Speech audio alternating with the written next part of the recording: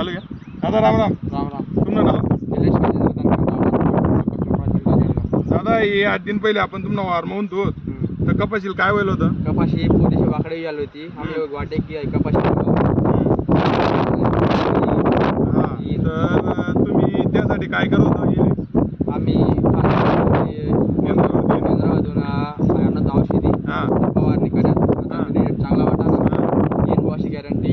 तर तुमले पुरा असं वाटे की कपाशी देखील की आधी कपाशी आवाज नाही तर तुम्ही त्या कृषी केंद्रावर आपला कृषी केंद्रावर होणार आणि तो मला सांगा की दादा की आपली कपाशी पुरे वाया चालली की आपले बिवार एकदम खराब भेटणं भाऊ असं.